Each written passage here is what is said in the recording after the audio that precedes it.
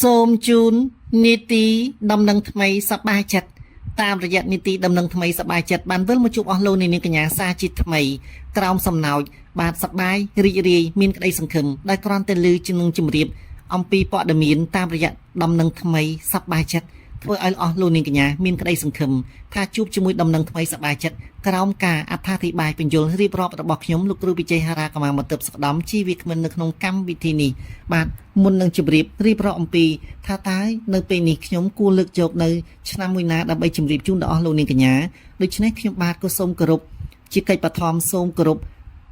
ក្រាបប្រណិប័តចំពោះព្រះថេរានុថេរៈគ្រប់ព្រះអង្គព្រមទាំងសូមគោរពដល់ប្រជាជនកម្ពុជាទាំង17លាននាក់ក្នុងប្រទេសនិងក្រៅប្រទេសហើយក៏សូមគោរពដល់ប្រជា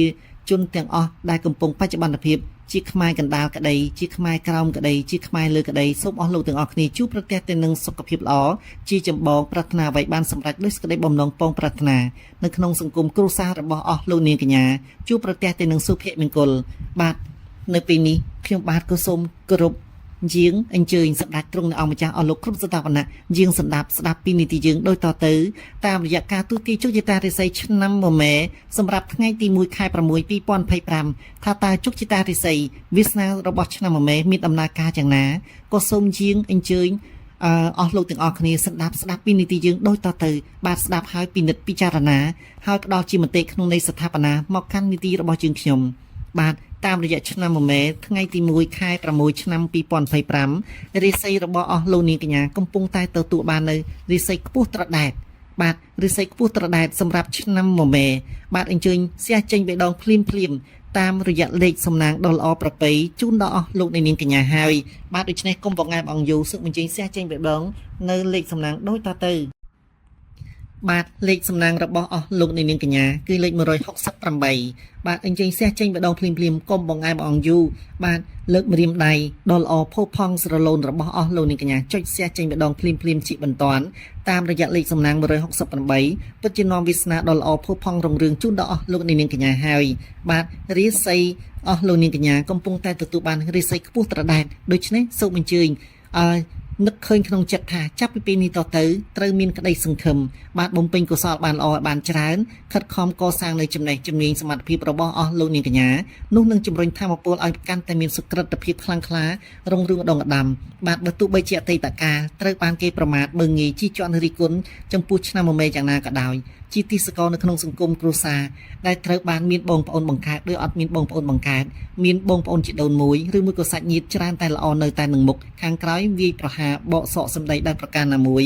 ឬមួយក៏ពេលបានប្តីត្រូវប្តីមើលងាយដោយចាត់ទុកខ្លួនជាទីសកលនិយមក្នុងសង្គមគ្រួសារឆ្នាំមមែមានវាសនាអភ័ព្វអកុសលជាមនុស្សដែលត្រូវរស់នៅក្នុងចំណោមដែលត្រូវបានប្រគល់ប្រសិទ្ធនាមថាជាធីតាទឹកភ្នែកធីតាកំពូលទឹកភ្នែកដែលត្រូវធ្លាប់បានរស់នៅប្រកបទៅដោយអសុភមង្គលអស់រយៈកាលច្រើនថ្ងៃច្រើនខែឆ្នាំកន្លងមកហើយបាទរស់នៅប្រកបទៅដោយក្តីអស់សង្ឃឹមដោយយល់ឃើញថាមួយជីវិតនេះខំណាស់ធ្វើណាស់នៅតែមិនទាន់បានទទួលសមិទ្ធផលមានបុគ្គលអស់លោកមួយចំនួនជាឆ្នាំមមែជានារីក្តីជាបរិសុទ្ធក្តីជួនកាលមួយជីវិតនេះរហូតដល់មានអាយុ20ឆ្នាំ30ឆ្នាំជាង40ឆ្នាំជាង50ឆ្នាំជាងនៅតែពុំទាន់ទទួលបាននៅ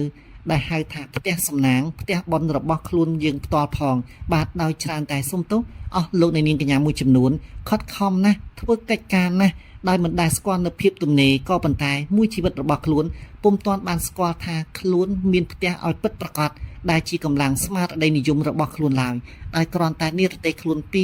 កន្លែងនេះបន្តិចទៅកន្លែងនោះបន្តិចឬមួយក៏ជួលផ្ទះគេជួលបន្ទប់គេក្តីក៏ប៉ុន្តែនៅពេលនេះចាប់ពីពេលនេះទៅវាសនាដ៏ល្អផូរផង់របស់ឆ្នាំមមែពិតជាមានក្តីសង្ឃឹមហើយបាទមានរិស័យខ្ពស់ត្រដែតប្រសិនបើមានញាតិមិត្តជិតឆ្ងាយទៅរស់នៅក្រៅប្រទេសក្តីទៅរស់នៅតំបន់ឆ្ងាយណាមួយដែលត្រូវបានអសកម្មភាពមិនដែលបានជួបមុខគ្នានៅពេលនេះត្រូវមានដំណឹងល្អថាវិលមកជួបជុំក្នុងសង្គមគ្រួសារប្រៀបបានទៅនឹងរឿងរៀមគេដែលត្រូវបានព្រះរាមវិលចូលស្រុកដូចនេះដែរបាទសូមចងចាំចំណាំទុកនៅត្រង់កន្លែងនេះអស់លោកមួយចំនួនដែលត្រូវបានដើរតួនាទីជាព្រះរាមកំពុងវិលចូលស្រុកដើម្បីឡើងសោយរាជសារជាថ្មីលេខនេះគឺលេខល្អប្រពៃណាស់មានន័យថាត្រូវទទួលបាននៅចំណងដៃសុភមង្គលត្រូវទទួលបាននៅលៀបសក្ការៈដំណឹងល្អពោពេញទៅដោយសុភមង្គលដូច្នេះចាប់ពីពេលនេះតទៅឆ្នាំមមែមិនត្រូវអស់សង្ឃឹមទេ ត្រូវបំពេញនៅចំណងចំណូលចិត្តដែលខ្លួនត្រូវកសាងអំពើល្អបានច្រើនបាទជាពិសេសមិនត្រូវគ្នាគុណចំពោះបុគ្គលណាមួយដែលត្រូវបានធ្លាប់ជួយយើងពីអតីតកាលបំភ្លេចនៅគំនុំដែលមិនបានប្រយោជន៍ហើយជំនួសមកវិញនៅសេចក្តីល្អអំពើល្អបានច្រើននោះនឹងជួយជំរុញធម៌ពលឲ្យឆ្នាំម៉ែជួបប្រទះតែនឹងជីវិតរុងរឿងសុភមង្គលហើយត្រូវចងចាំចំណាំទុកនាយុគ9នេះក្នុងចន្លោះថេរវេលាចាប់ពី2024ដល់2044វាសនាដ៏ល្អផុសផង់របស់ឆ្នាំម៉ែជំរុញឲ្យអស់លោកនាងកញ្ញាមួយចំនួនខ្លាចទៅជាកម្ពូលអ្នកមានខ្លាចទៅជាមហាសេដ្ឋីក្នុងថេរវេលាចន្លោះ20ឆ្នាំនេះដូច្នេះអស់លោកនាងកញ្ញាត្រូវភ្ញាក់រលឹកស្មារតីឡើងបាទកាត់បន្ថយនៅចំណាយដែលអត់ប្រយោជន៍ហើយត្រូវសន្សំទុកផងដើម្បីធ្វើឲ្យអស់លោកនាងកញ្ញាសម្រេចបានដោយបំណងពងប្រាថ្នាពីព្រោះអស់លោកនាងកញ្ញាឆ្នាំម៉ែមួយចំនួនច្រើនតែដើរតួជាសេដ្ឋីคล้ายនោះអស់លោកនាងកញ្ញាប្រកាសជានឹងដឹងខ្លួនឯងហើយបាទមើលពីខាងក្រៅប្រៀបបានទៅនឹងដើមឈើទាលដែលកំពុងតែមានក្លឹមតែខាងក្នុងកំពុងតែដើរតួនាទីជាដើមស្នោប្រហោងធ្លុងទៅវិញ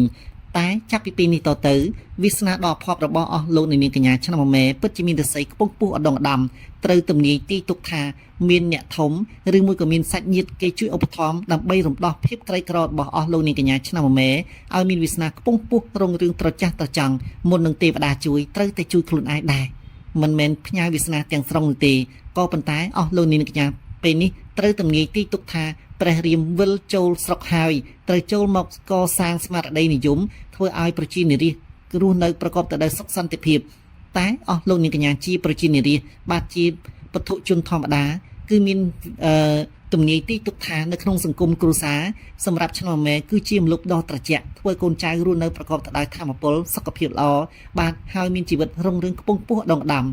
ព្រោះមួយរយៈកាលកន្លងមកនេះឆ្នាំម៉ែច្រើនតែរស់នៅបន្លំភាពជាធីតារស់រងដោយទុកទឹកភ្នែកហើយដើរតួជាសេដ្ឋីคล้ายបើទោះបីជាខ្លួនមិនសូវមានលុយក៏ដោយត្រូវតែចំណាយដើម្បីឲ្យគេមើលឃើញថាខ្លួនបំពេញតួនាទីភារកិច្ចល្អគឺជាអ្នកមានតែតាមក៏ពិតចាយលុយម្ដងដូចជាគេយកកំបិតមកចាក់អាវះដើម្បីឲ្យស្រក់ឈាមក៏ប៉ុន្តែធ្វើមិនដេចនេះគឺជាភារកិច្ចនេះគឺជាពេលវេលាដើម្បីបំពេញក៏ប៉ុន្តែចាប់ពីពេលនេះតទៅសម្រាប់ខែ6នេះអស់លោកនាងកញ្ញាមួយចំនួនត្រូវតែវិលជួបញាតិត្រូវតែវិលជួបសង្គមគ្រួសារត្រូវតែមានស្មារតីនិយមត្រូវមានអ្នកធំឬមួយក៏មិត្តឬមួយក៏សាច់ញាតិឧបត្ថម្ភអស់លោកនាងកញ្ញាសាជាថ្មីលែងអភ័ព្វដោយការក្រៀមមុនទៀតហើយដូច្នេះសូមចូលរួមអបអរសាទរជាមួយឆ្នាំម៉ែបាទត្រូវបំពេញចំណេះជំនាញសមត្ថភាពរបស់ខ្លួនបានរឹងពឹងជាទីបំផុតតែសូមផ្ដាំកាត់បន្ថយចំណាយមិនឥត